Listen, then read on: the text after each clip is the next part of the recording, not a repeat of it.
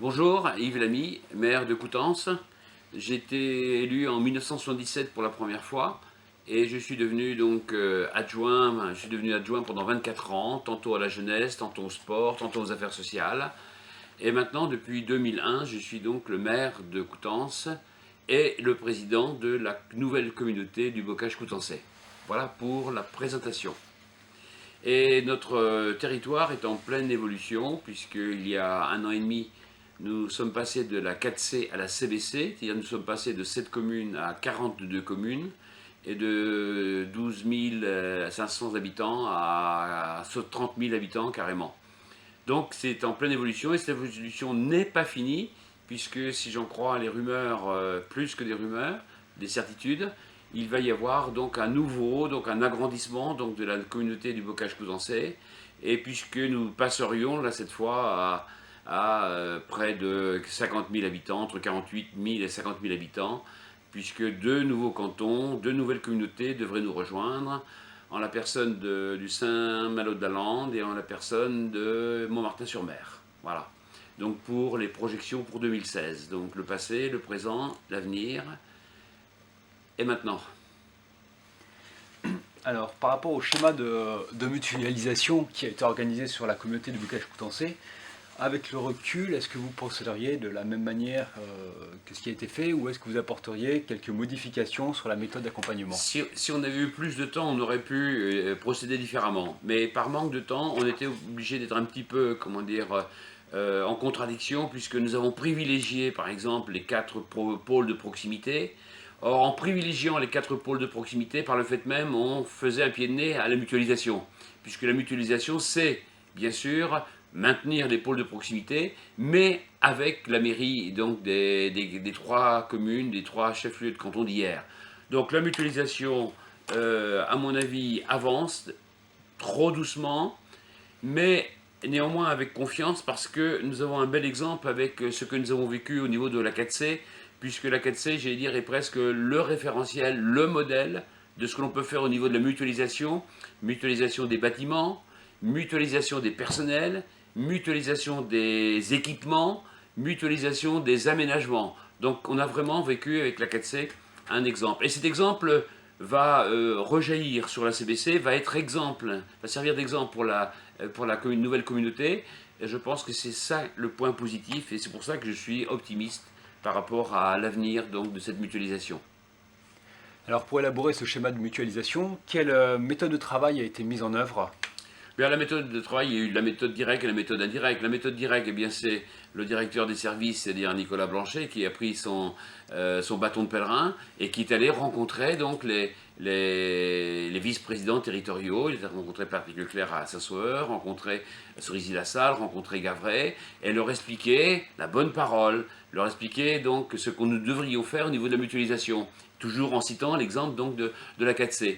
C'était convaincant dans un cas sur deux, et il reste effectivement donc 50% donc de cantons ou à convaincre. Donc à Saint-Sauveur-Landelin, ce sont les personnels administratifs qui ont été convaincus de l'opportunité donc de mutualiser. Sur Gavray, ce n'est pas le personnel administratif, c'est surtout le personnel technique qui était donc enclin à faire de la mutualisation. Mais je pense qu'il y aura à Gavray, ce sera beaucoup plus difficile à Cerisy, mais à Gavray et à Saint-Sauveur, encore des progrès à faire. Le bien fondé de la mutualisation, le problème c'est qu'il est théorique. D'accord. C'est-à-dire qu'on ne touche pas du doigt le premier jour les résultats d'une mutualisation. Une mutualisation n'a de bénéfices ou n'a de résultats qu'à long terme, peut-être à moyen terme, mais pas à court terme. Donc la mutualisation, c'est avant tout dire une doctrine, une démarche personnelle, une démarche politique, et ça c'est beaucoup plus difficile que de voter une délibération quelconque.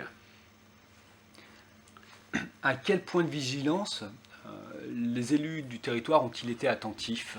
Alors, la mutualisation, donc, au niveau des équipements ou des locaux, est facile et facilitée si on peut prévoir une reconversion des bâtiments anciens, des bâtiments des ex-communautés. Parce que là, on a l'impression de donnant-donnant, on a l'impression que c'est un deal. Oui, on mutualise, oui, on abandonne des locaux, mais ces locaux, on leur retrouve une vocation. c'est l'exemple donc de Saint-Sauveur-Landelin, c'est l'exemple aussi donc de Gavray, où là ils sont très sensibles au fait du devenir des locaux laissés vacants par la mutualisation.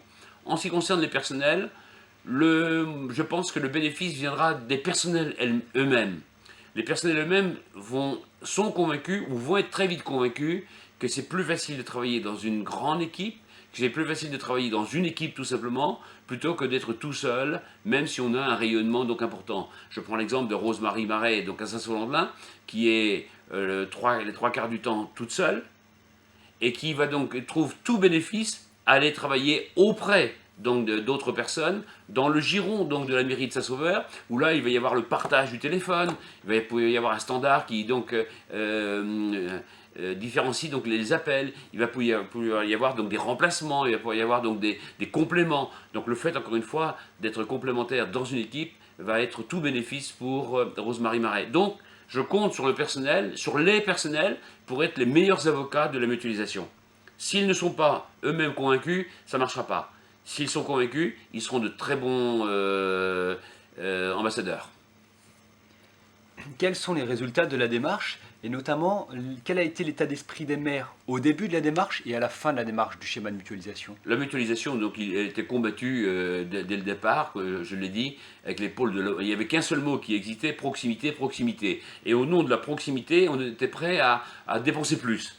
Donc il a fallu au moins un an de sensibilisation ou de réflexion ensemble pour que cette proximité ne soit pas une entrave à la mutualisation. Parce qu'encore une fois, ils avaient l'impression que derrière la mutualisation, on reprenait encore des compétences, on reprenait encore des prérogatives et qu'ils ne voyaient pas le bénéfice d'une telle opération. Donc il y a de la communication, il y a de la conviction, il y a de la pédagogie à faire auprès donc des maires, en particulier des 3 vice-présidents.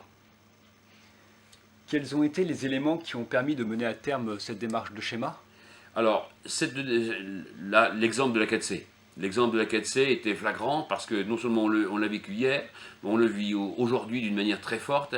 Et c'est tellement vrai qu'ils ne se rendent même plus compte qu'ils ne sont pas chez eux, entre guillemets, quand ils sont par exemple à la mairie. Alors qu'ici, ils sont dans un bureau qui est mutualisé. C'est le bureau du président et le bureau du maire. Voilà donc un exemple de mutualisation, et c'est tellement vrai qu'ils ne se rendent plus compte. Donc quand on a un bobo et qu'on ne se rend plus compte que ça fait mal, c'est bon signe. Quelle a été la plus grande difficulté à surmonter? À surmonter, c'est de prouver qu'il y avait donc un intérêt financier dans l'opération. Parce que c'est pas évident, encore une fois, ça ne peut être que dans un certain temps qu'on pourra voir que, eh bien, on n'aura peut-être pas besoin de recruter, on aura peut-être besoin, donc, on pourra peut-être réduire la masse salariale et faire des économies donc d'énergie, faire des économies, etc. Donc, le résultat ne sera, encore une fois, palpable que dans quelques temps, mais il sera financier. Et puis, non seulement il sera financier, mais il sera aussi au niveau donc, du fonctionnement, où il y aura une plus grande douceur dans le fonctionnement. Et surtout, pas de fracture à l'intérieur même donc, du personnel ou à l'intérieur même donc, des équipes. Et comment envisagez-vous la suite des travaux sur le schéma de mutualisation et sa mise en œuvre? Alors, le schéma de mutualisation sera une réussite quand nous aurons donc réussi à faire en sorte d'appartenir à un seul territoire.